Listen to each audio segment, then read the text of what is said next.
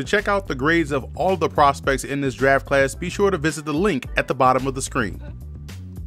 The Jacksonville Jaguars were a few plays away from making it to the Super Bowl last season and hope that they can finally get over the AFC Championship game hump this season. Looking at their draft class, and of the 7 selections, 4 was on the defensive side of the ball.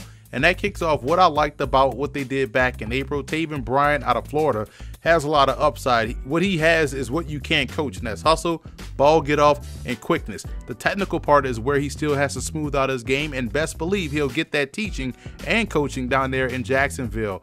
I also feel like the Jags got a steal in round 3 with strong safety Ronnie Harrison out of Alabama. He can play either safety spot, and I believe that flexibility is of value to this Jaguars defense. Plus, I believe he plays with the right mentality to be a good fit here as well. What I question about the Jags draft were some of the offensive selections. They lost some talent on the perimeter in free agency, and a guy like DJ Chark, in my opinion, got overvalued because of his Senior Bowl game in the Combine. In my opinion, he's a lot like what they already have on the roster in Keelan Cole. There are much more polished receivers available for them in round 2. And another Senior Bowl player in Tanner Lee was an interesting selection. Lee can serve as a number 3 quarterback, but if we're being honest, there's no growth from there from that spot moving forward. Darius Jackson was an excellent defender at Jacksonville State. He consistently caused issues for opposing offenses, and I was very impressed with his strength at the point of attack versus the run. He also shows a wide array of skills in applying pressure and also dropping back in coverage. Casey McDermott out of Miami was a solid player for the Hurricanes, and I believe he has starter level upside. He'll provide good depth at tackle for Jacksonville. Alan Lazard out of Iowa State was Mr. Third Down for the Cyclones and does a great job using his frame to his advantage. I can also see a path for him becoming a flex tight end down the line.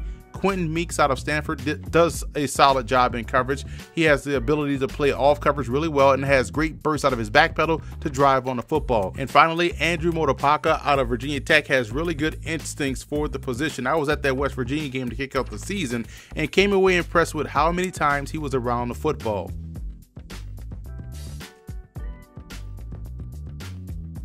I gave the Jags a C+ for their draft. I feel as though they only got better on the defensive side of the ball with their picks and with their undrafted free agent signings. They passed on a franchise quarterback in Lamar Jackson, so the trust in Blake Bortles must be real, and we'll see how far that trust will take them. However, with the defense that they've already built and with drafts like this continue to add to, there'll always be a very competitive squad.